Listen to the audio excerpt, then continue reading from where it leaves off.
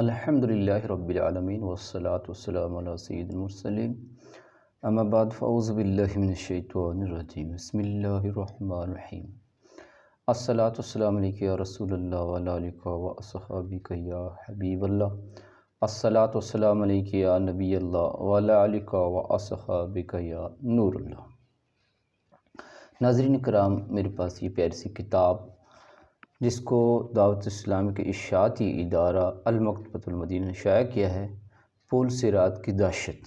ناظرین کرام، اللہ تعالیٰ آپ کو بھی توفیق دے اور مجھے بھی توفیق دے کہ اس کتاب سے ہم استفادہ حاصل کریں اور علم دین حاصل کر کے اپنی دنیا اور آخرت کو بہتر کر سکیں۔ ناظرین کرام، اس سے ایک حقائق آپ کی بارگاہ میں پیش کرنے کی سعادت حاصل کروں گا، آپ بھی توجہ کے ساتھ سماعت فرمائیں اور ثواب کی نیت سے سنیں اور دوسروں تک بھی پہنچانے کی کوشش کریں۔ صلو علی الحبیب صلی اللہ تعالی علیہ وآلہ وسلم۔ فرمان مصطفیٰ صلی اللہ تعالی علیہ وآلہ وسلم: مجھ پر درود پاک پڑھنا پل صراط پر نور ہے۔ جو روز جمعہ مجھ پر 80 بار درود پاک پڑھے، اس کی 80 سال کے گناہ معاف ہو جائیں گے۔ صلو علی الحبیب صلی اللہ تعالی علی محمد صلی اللہ علیہ وآلہ وسلم۔ حضرت سیدنا عمر بن عبدالعزیز رضی اللہ تعالی عنہ کی کنیز نے حاضر ہو کر عرض کی، میں نے خواب میں دیکھا کہ جہنم کو دہکایا گیا ہے اور اس پر پل صراط رکھ دیا گیا ہے۔ اتنے میں اموی خلفاء کو لایا گیا۔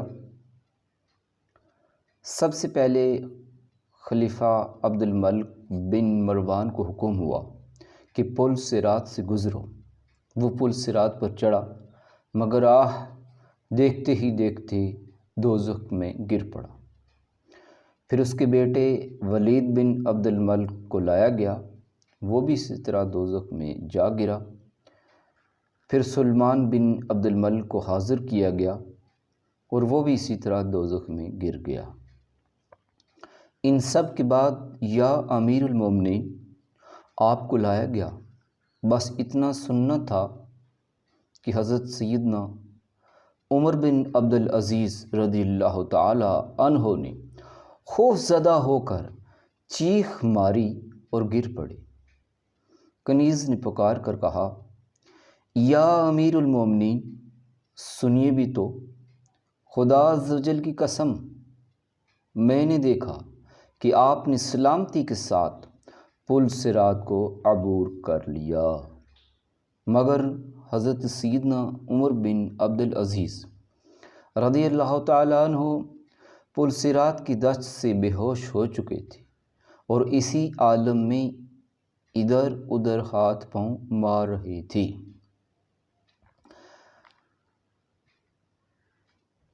یہ حقائق ناظرین کرام احیاء العلوم جلد 4 صفحہ نمبر 197 دارالکتب العلمیہ بیروت نے سے لی گئی ہے۔